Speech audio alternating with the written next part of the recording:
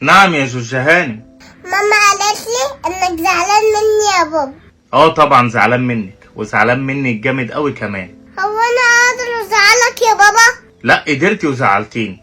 طب يا بابا زعلان مني ليه؟ يعني انت برضو مش عارفة انا زعلان منك في ايه؟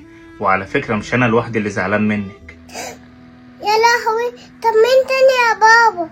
انا وماما زعلانين منك، بس قلنا ما ينفعش احنا الاتنين ما نكلمكيش. طيب قولي انا عملت ايه وصالحكم؟ بس وعد اخر مرة هكلمك في الموضوع ده. حاضر يا بابا، بس قولي حصل ايه؟ النهاردة كان عندنا ضيوف صح؟ صح يا بابا. مين اللي قالك بقى تقولي اسرار البيت للضيوف او لاي حد عامة؟ اسرار البيت ايه؟ طيب انا مش فاهمه حاجه. مش انت النهاردة قعدتي تقولي قدام الضيوف ده بابا شايل فلوس هنا، وماما وبابا هيسافروا هنا، وماما كل يوم بتعمل اكل ايه وبنشرب ايه وبنلبس ايه وبنروح فين؟ ايوه يا بابا قلت كده. طيب وانت تقولي ده كله ليه؟ بس انا كنت مش قصدي حاجه وحشه خالص.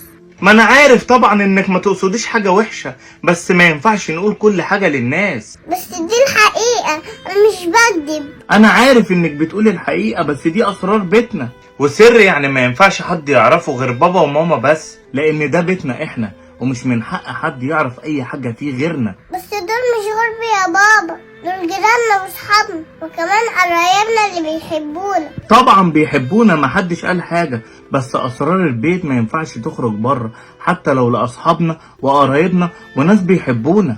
حاضر يا بابا، مش هعمل كده تاني. انت شاطرة جدا يا جوجة، وعارف ومتأكد انك مش هتعملي كده تاني. طيب ممكن اطلب منك طلب يا بابا يا ولا؟ اطلبي يا قلبي. انا داخله انام يا بابا، تعال احكي لي حدوته. بس كده؟ يلا بينا. احكي يا بابا. هحكي اهو. كان يا مكان في قديم العصر والزمان حيوانات ايه؟ كتيرة قوي يا بابا يا ولا. جدع يا جوجة. الحيوانات دول بقى عايشين في غابة كبيرة، كويسين وفرحانين. وفي يوم من الايام خرج كتكوت صغير يجيب حاجات للبيت، وهو ماشي بقى قابل مين؟ الفار يا بابا. الفار قال له صباح الخير. راح كتكوت قال له ايه؟ صباح النور. راح الفار سأل كتكوت وقال له انت رايح فين يا كتكوت؟ راح كتكوت قال له انا رايح اجيب حبوب وخضار لماما عشان ما عندناش اكل في البيت خالص. راح الفار قال له طيب باباك فين؟ راح كتكوت قال له بابا قاعد قدام البيت وما قدرش يجي معايا، اصل هو وقع على جناحه الصبح واتعور.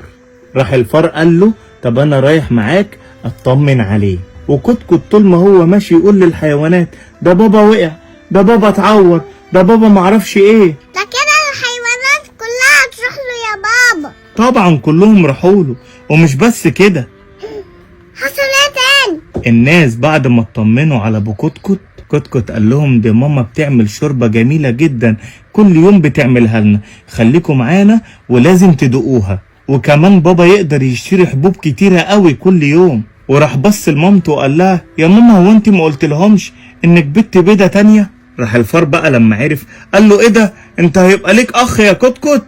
بس كتكوت ده وحش قوي يا بابا. ليه وحش بس؟ عشان طلع اسرار البيت كلها بره. بس هو قال الحقيقة وما كدبش. مينفعش حد يعرف اسرار البيت. بس دول كمان صحابه وقرايبه وناس بتحبه. بس برضو يا بابا ما ينفعش اسرار البيت للبيت. اللهم صل على النبي. خدي بوسه اهي.